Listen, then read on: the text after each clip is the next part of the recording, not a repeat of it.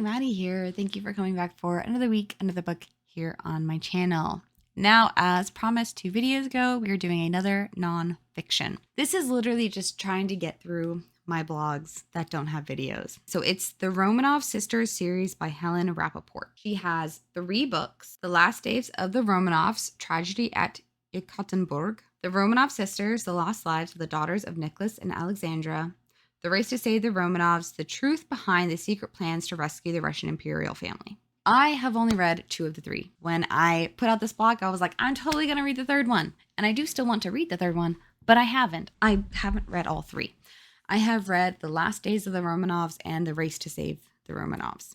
I feel like most people have a historical tragedy that they are weirdly drawn to. For me, it's definitely, I tend to go towards things like Titanic and Anastasia. We can all blame Anastasia on the Anastasia movie, 100%. And it was right when I was young, when they still thought she was maybe still alive, which we know now she did not live her family. She died with the rest of her family in the early 1900s. It was right when I was young was when the movie came out and when there was speculation that she was still alive because somebody had come forward and been like, I'm actually Anastasia. She wasn't Anastasia. I picked up the first of these books, which was The Race to Save the Romanovs, when I was doing my receptionist gig, when I needed mental stimulation. So that was the time of my life where I read the most nonfiction that didn't have to do with school because I needed mental stimulation. I had read so much fiction and cutesy books. My brain was like, we need something to think about. Something that takes actual mental work. So this is what we picked up. The Race to Save the Romanovs is a very interesting book, but it's basically about kind of all the times Europe could have saved the Romanovs and didn't.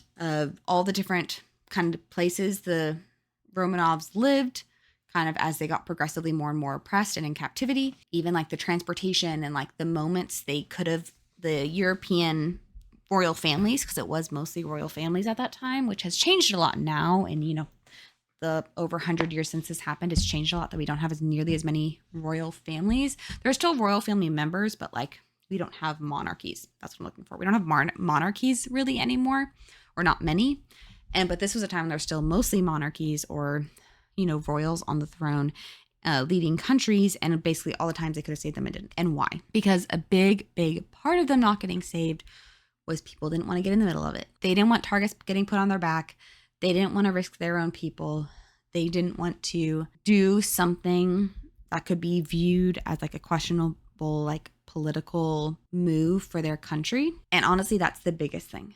The Romanovs could have been saved. They could have. I totally believe that they could have been saved.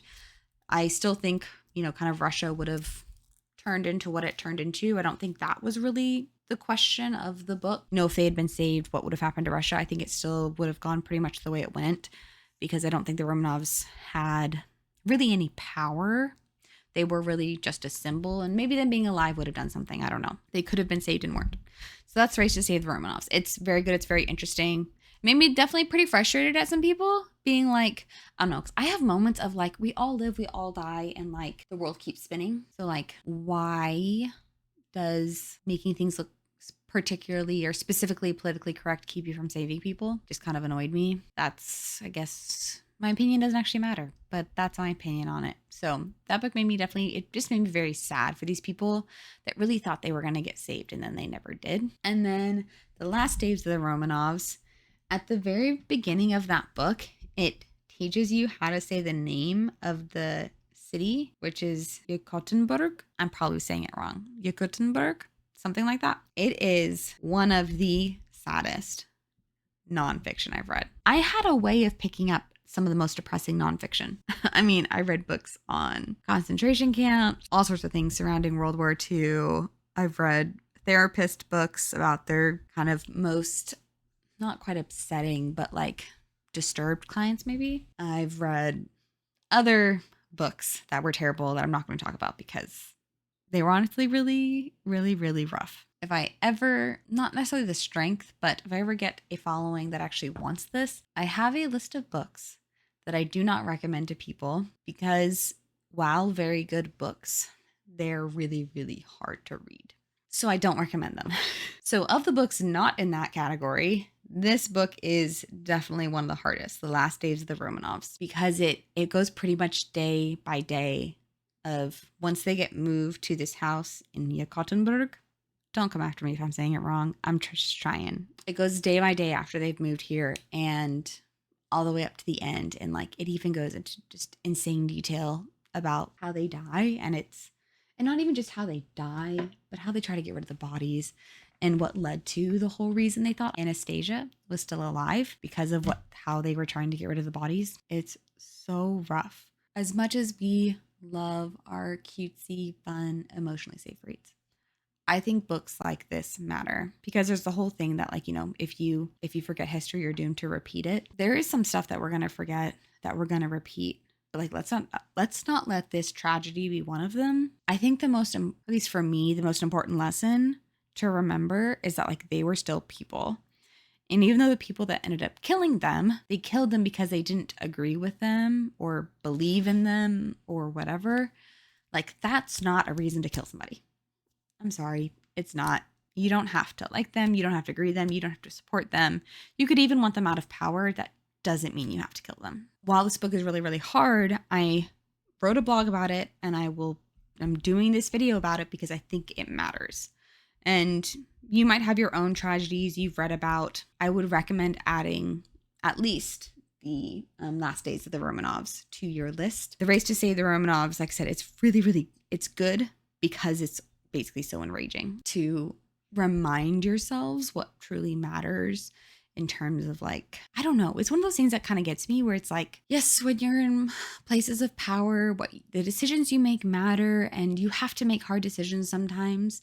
And I'm not saying that that's not true and that you can't just do what is maybe what you want to do. There should be some things that like go outside the scope of, well, is this exactly what's right for, political monarch, royal, whatever to be doing.